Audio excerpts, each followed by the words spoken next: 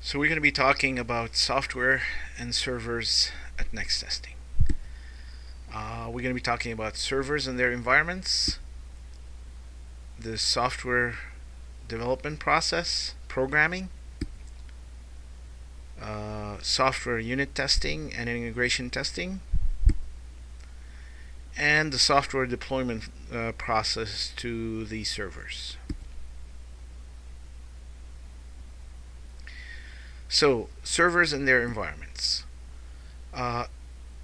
We have many servers at Nexttesting. A typical server at Nexttesting contains the Apache web server, the Ruby on Rails application framework, and the MySQL database server. So, a typical server again contains the Apache web server, the Rails application server sits in the middle, and the MySQL database server communicates with Rails only. So, a typical incoming request from a web browser arrives to the Apache web server, and the Apache web server delegates the task to the Rails application server, and then the Rails application server deciphers the request, decides, oh, I need to fire up some queries to the SQL database, and then those SQL queries run on the database, and the result set is returned to the Rails application. The Rails application server wraps the result set, the data coming from the database, with HTML and sends it back to the Apache web server, and in its turn the Apache web server sends it back to the web browser. And so at Nexttesting we have many of those typical servers. We have a production server at www.nexttesting.com. We have a standby server at standby.nexttesting.com. We have a staging server.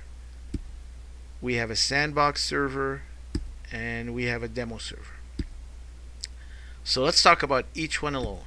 The production server. There's not much to talk about this one. It's the front-facing, the face of Nexttesting, if you will. It is hosted at www.nexttesting.com. Its MySQL database is the authoritative data set of our business, our application. It's also it started as a secure website, so it can be accessible from secure.nexttesting.com. The standby server, standby.nexttesting.com. It's a manually swappable standby solution. So, in a nutshell, it's not hot swappable. If something goes wrong with our production server, we can very quickly point the DNS, change the domain name server, the DNS server, to point www.nexttesting.com to the standby server. So we can be up and running very quickly. Its MySQL contains a backup, up-to-date backup of the main production server, and as I said, it provides a manual redundant solution versus automatic hot swappable. Let's talk about the staging server. Staging server is a software deployment staging server. Its database contains a backup copy of the production server. It provides us a deployment target by which we can test our software. We can stage it. We can have our quality assurance team, our asset holders, the owner of the company, the owner of the product.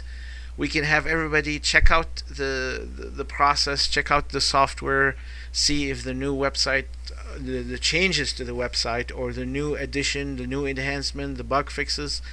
If everybody agrees, we push the software to the staging server. Everybody agrees on it. If they disagree on it, at least we didn't disrupt the production server or the standby server. So the Sandbox server is owned by the software development team. It's basically, it has a copy. Its MySQL database has a copy of the data set. It can be refreshed at any time from production. We can get a fresh copy of the production data set, the production database server, and put it here. The purpose for it is to give us a deployment target for new software experimentation. So you got your programmers who want to test something. They've already tested them on their machine. They can deploy it to the Sandbox server. They can show it to the marketing people, show it to the owner of the company, show it to somebody who cares about it. And it's a good way to experiment with software without affecting the flow, the normal deployment flow of software. Usually goes to the staging server, the standby server, and the production server. So the Sandbox server here allows the programming team to play in their own sandbox, if you will, without interrupting the production flow of the staging, standby, and production server. The demo server was created to allow us to experiment with different data set than the production data set. So it contains a dated copy of the data set, and we created the server so that we can so that the programming team or the marketing team can experiment, create fictitious events or fictitious combine, add the data in there, experiment with testing different sports, and this database will never be overwritten or refreshed. So it's always there. It's basically, its data set has diverged from what we have on production, standby, staging, and sandbox.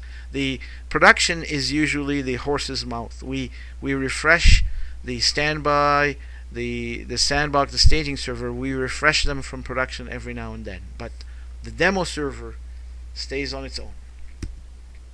So in summary, the Nexttesting servers, we have 5 virtual servers, and we have the production server that sits on its own physical server. We have the standby server sitting on its own physical server, and we have the other 3 servers, the staging server, the sandbox server, and the demo server, all sharing a single physical box. So at Nexttesting, again, we have a single production box, a single standby box, and a third box that is shared by the staging, sandbox, and demo server. So we have 5 virtual servers on 3 separate physical machines. So we've covered software and servers at Nexttesting. We're talking about software and servers at Nexttesting. So far, we've covered the servers and their environments. We still have software development process, programming, and we still have to talk about the unit integration testing, and of course the software deployment servers. And we'll do those in a separate screencast.